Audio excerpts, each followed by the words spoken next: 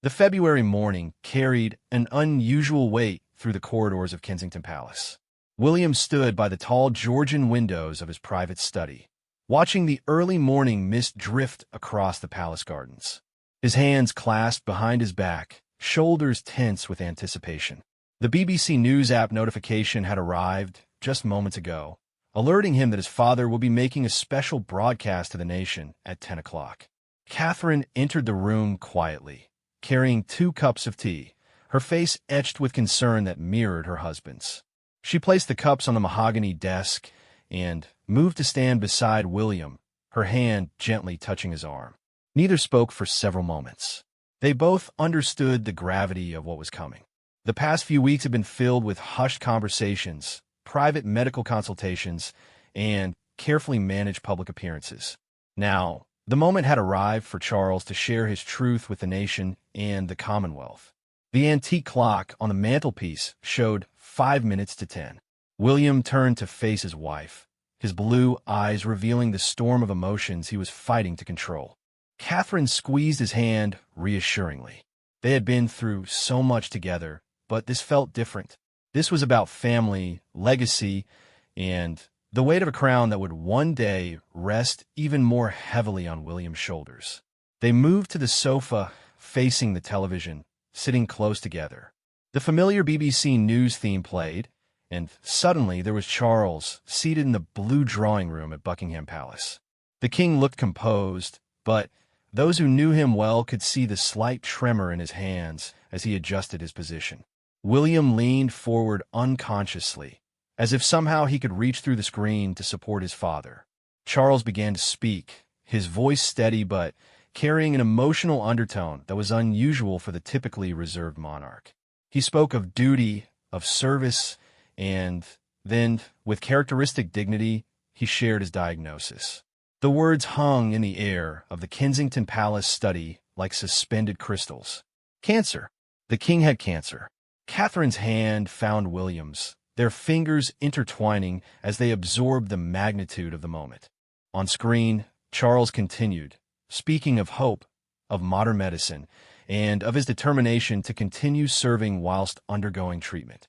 His voice cracked slightly when he mentioned the support of his family, and William's jaw tightened with emotion. The speech was masterfully crafted, balancing personal vulnerability with royal duty.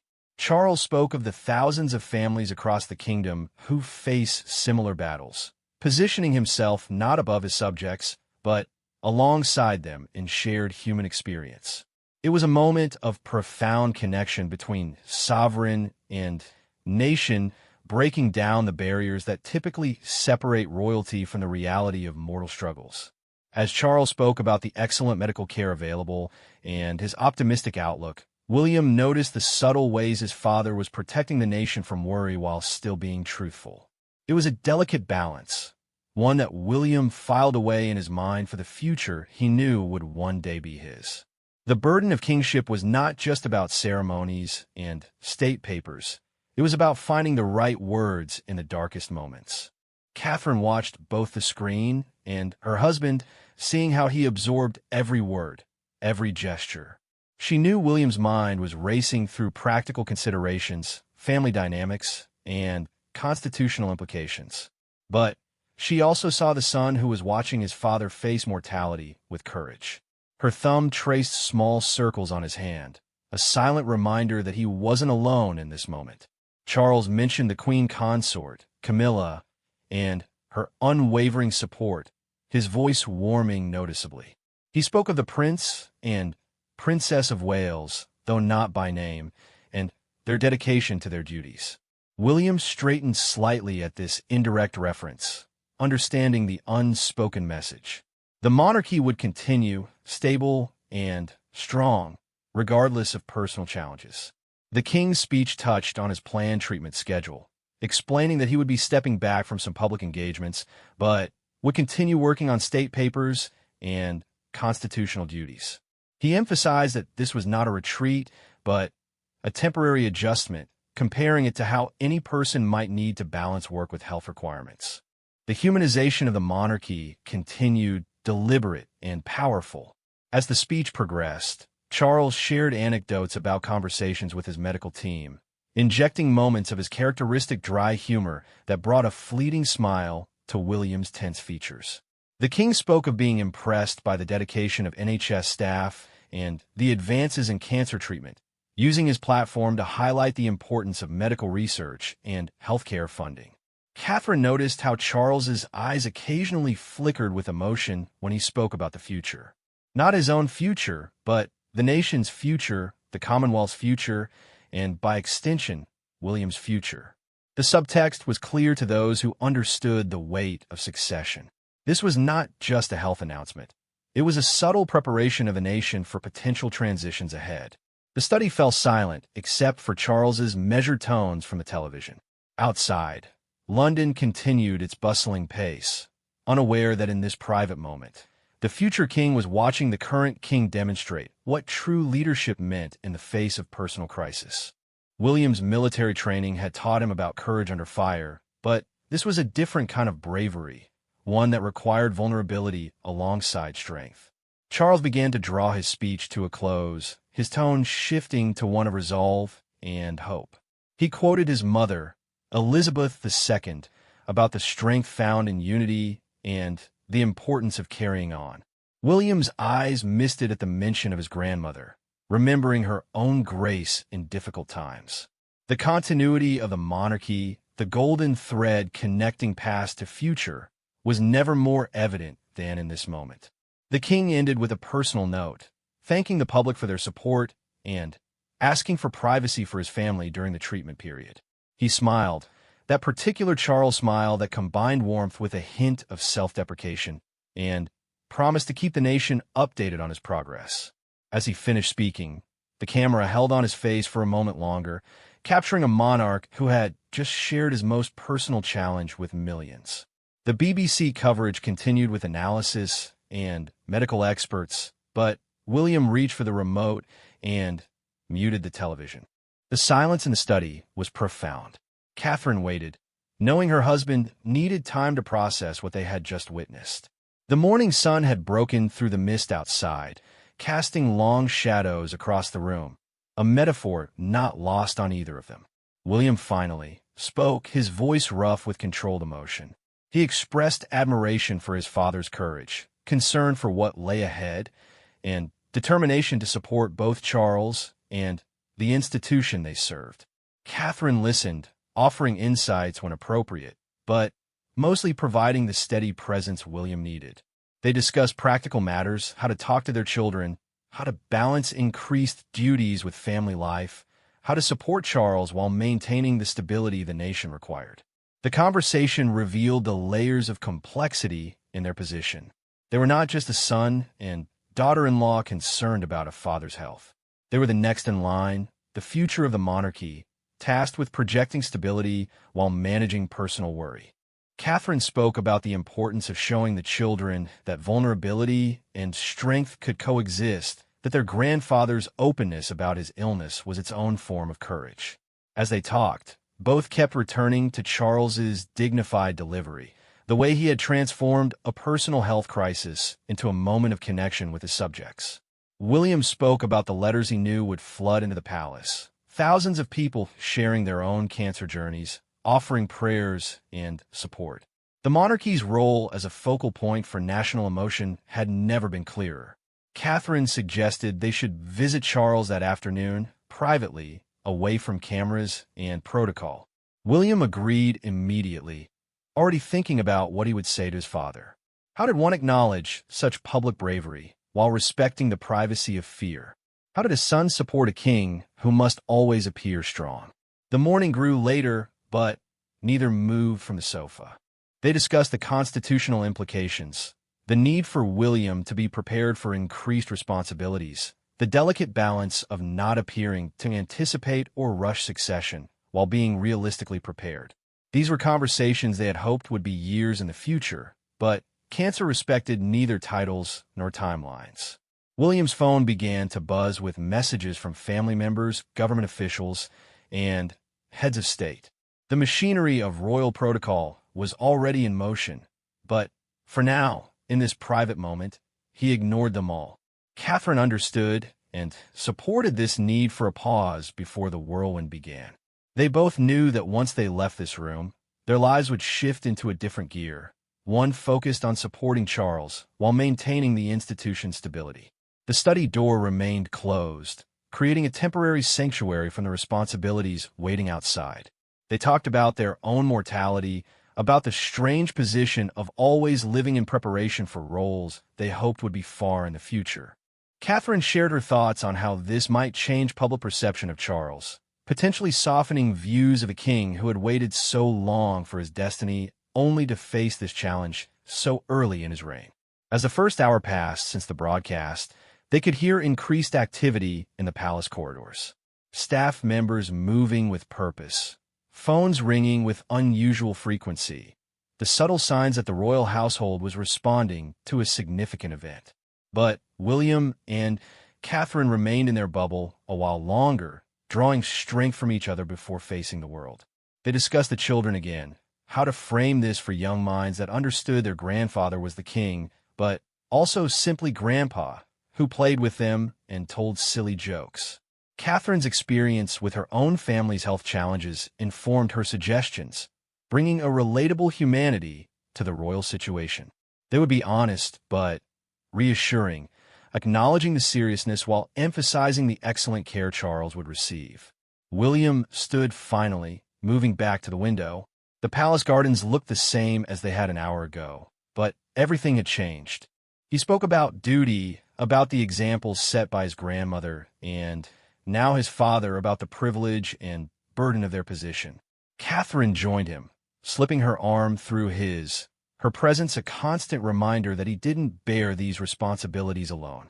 They watched a formation of swans glide across the lake in the distance, their grace belying the furious paddling beneath the surface. It was an apt metaphor for their lives, the serene public face hiding the intense effort required to maintain stability and dignity. William mentioned this to Catherine, who smiled sadly at the observation, understanding too well the truth of it. The conversation turned to practical matters of scheduling, of how to support Charles's reduced public appearances without making it seem like they were overshadowing or replacing him. The delicate balance of royal protocol would require careful navigation. They discussed which patronages might need temporary attention, which state visits could be redistributed, all while maintaining the fiction that this was temporary, even as they privately prepared for all possibilities. Catherine mentioned the importance of their own health checks, a sobering reminder that cancer could affect anyone. They discussed the platform this gave them to promote cancer awareness and research, following Charles's lead in turning personal challenge into public good. The responsibility to use their positions for positive change weighed heavily, but purposefully on their minds. As the morning progressed, they could no longer ignore the outside world. William's private secretary knocked discreetly, bringing urgent papers and messages. The machinery of monarchy waited for no one, not even in moments of personal crisis. But before they opened the door to duty, they took one more moment together, drawing strength from their partnership. William pulled Catherine close, pressing a kiss to her forehead. In that gesture was gratitude, love, and the acknowledgement that whatever came next, they would face it together.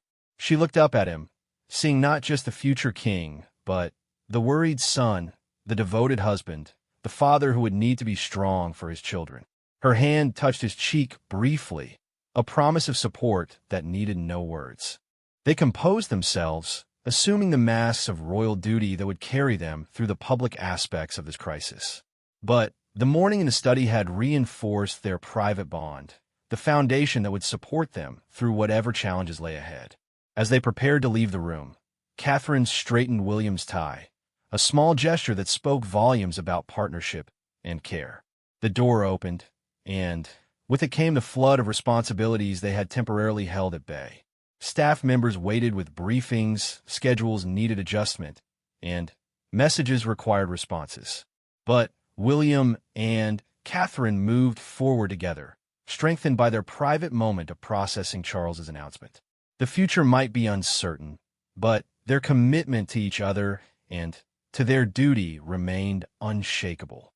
As they walked through the palace corridors, portraits of past monarchs gazed down at them, silent witnesses to centuries of royal challenges faced and overcome. William paused briefly before a painting of his grandmother, drawing inspiration from her decades of steadfast service. Catherine noticed and squeezed his hand once more before they separated to attend to their individual duties. The palace, which had seemed so quiet that morning, now hummed with activity. But in the midst of the controlled chaos, William and Catherine carried with them the memory of that private hour in the study, when they had watched a king show his humanity and found in that vulnerability a different kind of strength. It would sustain them through the challenging days ahead, a touchstone of authentic emotion in a world of carefully managed appearances. The February morning had indeed carried an unusual weight, but as William and Catherine stepped into their public roles, they bore it together, understanding that this was what monarchy in the modern age truly meant. Not just crowns and ceremonies, but the courage to be human while serving something greater than oneself. Charles had shown them the way that morning, and they would honor his example in their own service. As the palace bells chimed noon, marking 2 hours since the broadcast that had changed everything, William and Catherine were already deep in their duties, supporting the king while preparing for whatever future awaited.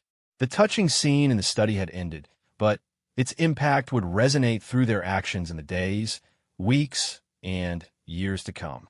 The monarchy would continue, strengthened by the very vulnerability that might have seemed its weakness, proving that even kings were human, and in that humanity lay their greatest connection to the people they served. The afternoon sun cast long shadows through the windows of Buckingham Palace as William and Catherine's car pulled through the gates. The journey from Kensington Palace had been brief, but filled with contemplative silence. William stared out at the familiar London streets, noting how life continued as normal for most people, even as his family's world had shifted fundamentally. Catherine had spent the drive reviewing notes from their private secretaries, preparing for the delicate conversation ahead. The palace staff moved with practiced efficiency, but William detected an underlying tension in their movements. Everyone who worked closely with the royal family understood the implications of the morning's announcement. Footmen who had served for decades exchanged meaningful glances, their professional composure barely masking their concern for the monarch they had devoted their careers to serving. As they walked through the private corridors toward Charles's apartments, Catherine noticed the subtle changes already taking place. Medical equipment had been discreetly positioned in alcoves, additional security personnel stood at strategic points, and there was a new notebook at the entrance where visitors would need to sign in, a small but telling sign of a new protocol surrounding the king's health. They found Charles in his private sitting room, still dressed in the suit he had worn for the broadcast, but with his tie loosened, a rare informality that spoke volumes about his state of mind. Camilla sat beside him on the sofa, her hand resting protectively on his arm. The queen consort's usual composed demeanor showed cracks of strain around her eyes, though she smiled warmly as William and Catherine entered. The initial moments were awkward, the weight of unspoken emotions filling the space between formal protocol and family affection. Then Charles stood, and William moved forward, embracing his father in a way that was uncommon in their traditionally reserved relationship. The embrace lasted longer than usual, conveying what words could not. Catherine and Camilla exchanged their own meaningful look, understanding passing between two women who supported the men destined to wear the crown. Charles gestured for them to sit, and tea was brought in by a longtime member of staff who had served the royal family for over 30 years.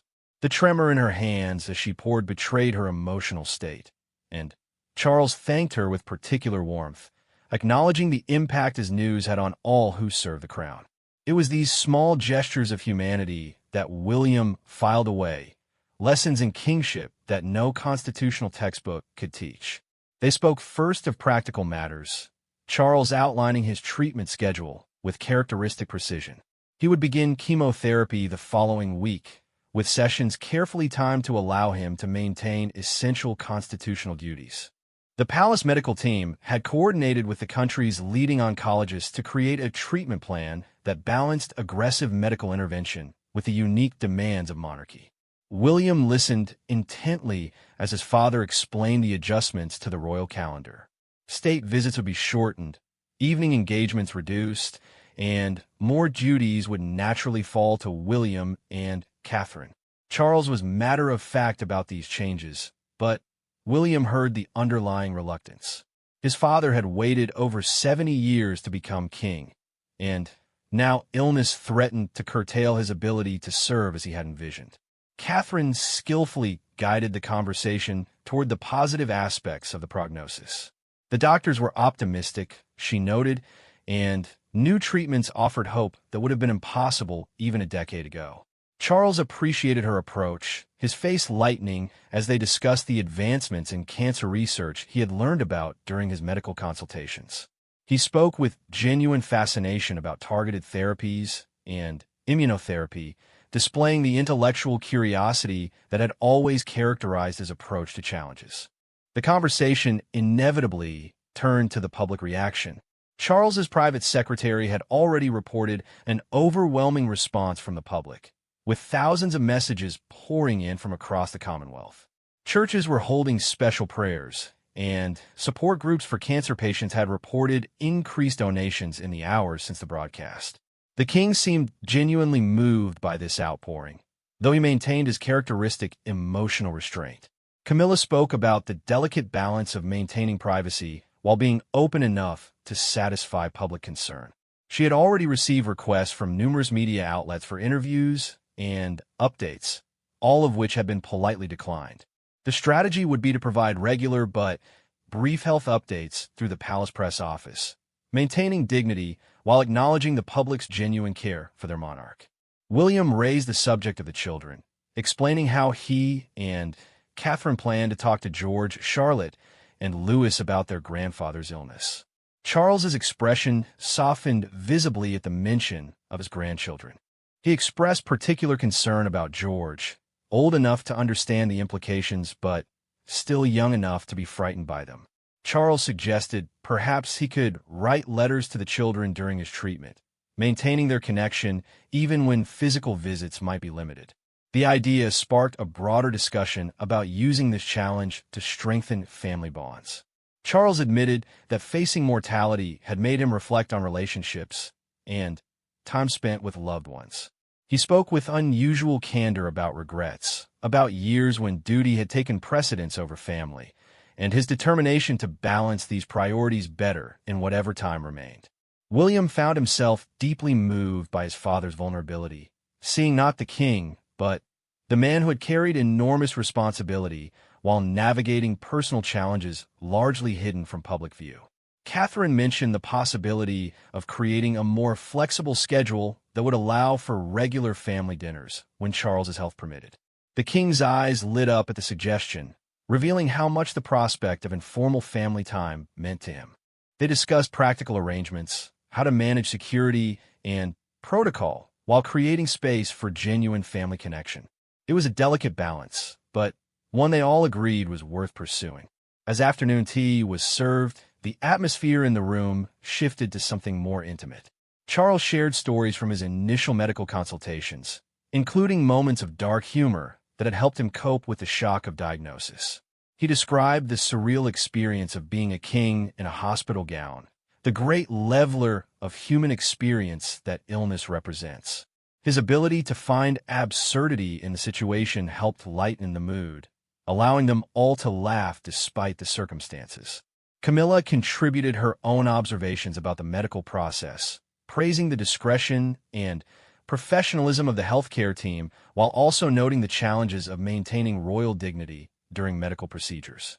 Her practical approach and steady presence clearly provided Charles with essential support, and William felt grateful for his stepmother's strength during this crisis. The discussion turned to the constitutional implications of the king's treatment. Charles had already met with the Prime Minister and key government officials to ensure continuity of governance. Counselors of state had been briefed on potentially increased responsibilities and contingency plans updated. Charles spoke about these arrangements with characteristic attention to detail, ensuring William understood every nuance of the constitutional mechanisms that might need to be activated. William asked probing questions about the Regency Acts and the various scenarios that had been considered.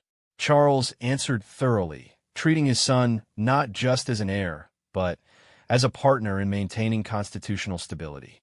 The conversation revealed the enormous complexity of modern monarchy, where personal health intersected with national governance in ways the public rarely considered. Catherine raised the important topic of mental health support, not just for Charles, but for the entire family.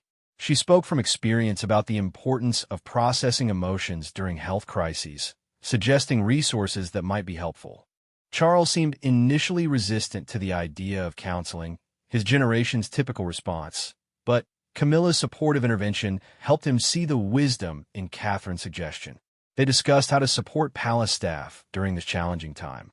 Many had served the royal family for decades and would be personally affected by the king's illness. Charles wanted to ensure they had access to counseling services and felt supported in their roles. It was another example of his consideration for those who serve the crown, understanding that the monarchy functioned through the dedication of numerous individuals beyond the royal family itself. As the afternoon wore on, the conversation became more philosophical. Charles spoke about his mother's approach to challenge and duty, drawing parallels to his current situation. He reflected on watching Elizabeth II age gracefully while maintaining her responsibilities, learning lessons he now needed to apply to his own reign. The continuity of monarchy, he noted, lay not in denying human frailty, but in serving despite it. William shared his own memories of his grandmother's strength, particularly during Philip's final illness. The ability to project stability while managing personal grief had been a masterclass in royal duty. Now, facing his father's illness, William better understood the weight his grandmother had carried. The conversation became a meditation on legacy and service, on the unique demands placed on those born to constitutional roles. Charles then surprised them by discussing succession planning with unusual directness. While emphasizing his intention to reign for many years yet, he wanted William to be fully prepared for all eventualities. They reviewed various scenarios, from temporary regencies during treatment to longer-term considerations. It was a difficult conversation, but one conducted with the pragmatism the situation demanded. Catherine noticed how the discussion energized Charles despite its serious nature. Planning for continuity, ensuring the monarchy's stability, gave him purpose beyond his personal health battle. She recognized this as a coping mechanism, but also as genuine dedication to the institution he had waited so long to lead. The king might be facing cancer, but he remained focused on his duty to ensure a smooth transition whenever it might come. The conversation shifted to public engagement during treatment. Charles was determined to remain visible when possible, understanding that hiding away would fuel speculation and concern. They discussed strategies for managing appearances when treatment side effects might be challenging, how to maintain dignity while being honest about limitations. William and Catherine offered to increase their public engagements to provide coverage when Charles needed a rest. Camilla mentioned the importance of choosing which events Charles would attend carefully, prioritizing those with the most constitutional or symbolic significance. They developed a framework for decision-making that would guide the coming months, balancing health needs with royal responsibilities. This systematic approach seemed to comfort Charles, providing structure in a situation that felt overwhelmingly uncertain. As the shadows lengthened outside, signaling the approaching evening, the conversation became more personal again. Charles spoke about his fears, not of death, but of not completing the work he had envisioned for his reign. Environmental conservation, interfaith dialogue, architectural preservation, causes he had championed for decades that he hoped to advance as king. William assured his father that these initiatives would continue, that the family would ensure his vision endured regardless of circumstances. Catherine suggested creating a formal structure for continuing Charles's charitable work during his treatment, perhaps establishing working groups that could maintain momentum while the king focused on his health. Charles seemed genuinely touched by the suggestion, seeing it as a way to remain connected to his passions even when physical participation might be limited. They discussed the upcoming Commonwealth Day service, a significant event in the royal calendar. Charles was determined to attend, viewing it as an important symbol of continuity and strength. They planned the logistics carefully, considering how to manage the physical demands while maintaining the ceremony's dignity. William offered to take on additional responsibilities during the service, allowing his father to conserve energy for the most symbolically important moments. The conversation revealed the intricate choreography required to maintain the monarchy's public face while managing private health challenges. Every appearance would need careful planning, every engagement calibrated to Charles's energy levels. It was exhausting to contemplate, but all four understood it as part of their duty to the nation and Commonwealth. As dinner time approached, Charles insisted they stay for an informal meal. The palace chef had prepared some of Charles's favorite dishes, modified to accommodate dietary restrictions related to his upcoming treatment. The simple act of sharing a meal together, without the usual formal protocols, felt precious in its ordinariness. They spoke of lighter topics, the children's latest adventures, Catherine's photography projects, amusing anecdotes from recent engagements. During dinner, Charles revealed plans to use his experience to advocate for cancer research and support services. He wanted to visit treatment centers, meet with researchers, and use his platform to destigmatize cancer treatment. The king, who had once been criticized for speaking on controversial topics, now had the most personal of platforms from which to make a difference. William saw his father's activism finding new purpose in personal adversity. Camilla shared her intention to focus on supporting cancer charities in her role as queen consort, coordinating with existing patronages to maximize impact. The family discussed how to approach this sensitively, avoiding the appearance of exploiting Charles's illness while genuinely supporting important causes. It was another delicate balance in a life full of them. As the evening progressed, the formal sitting room felt more like a family living room. The rigid protocols that usually governed royal interactions softened in the face of shared concern and love. Charles told stories from William's childhood, memories that seemed more precious in light of mortality's reminder.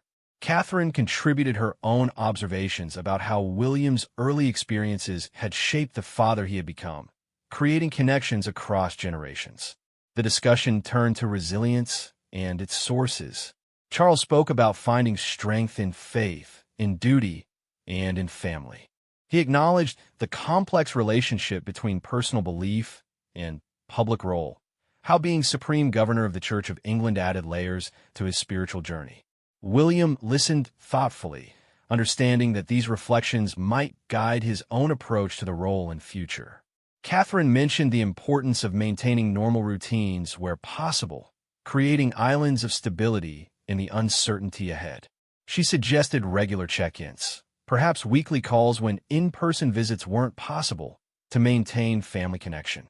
Charles eagerly agreed, acknowledging that isolation would be as challenging as any physical symptoms he might face.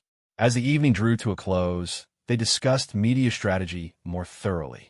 The palace communications team had prepared various scenarios for managing public information about the king's health. They would need to balance transparency with privacy, providing enough information to prevent speculation while maintaining appropriate boundaries. William and Catherine would play crucial roles in this strategy, their increased public presence serving as reassurance about the monarchy's stability. Charles expressed concern about becoming defined by his illness, wanting to be remembered for his contributions rather than his challenges. William assured his father that his legacy was already secure, built over decades of service and advocacy. The cancer diagnosis was just another chapter in a life dedicated to duty, not its defining feature. The words seemed to provide Charles with visible comfort. Before they prepared to leave, Charles took William aside for a private word. Father and son stood by the window overlooking the palace gardens, the same view Elizabeth II had contemplated during countless evening conversations. Charles spoke quietly about specific constitutional matters, details he wanted to ensure William understood completely. But Beneath the practical information was a father's love and concern for the son who would one day carry the burden Charles now bore. William listened intently, understanding that these might be among the most important conversations of his life. Charles spoke not just of constitutional mechanics, but of the weight of kingship, the balance between personal desires and public duty, the importance of finding meaning in service. These were lessons that could only be passed from one king to another, or in this case, from a king to his heir in a moment of profound vulnerability. When they rejoined Catherine and Camilla, the women had been having their own conversation about supporting each other through the challenges ahead. The bonds between the two couples, sometimes strained by the complexities of royal life and past history, had strengthened in the face of shared adversity.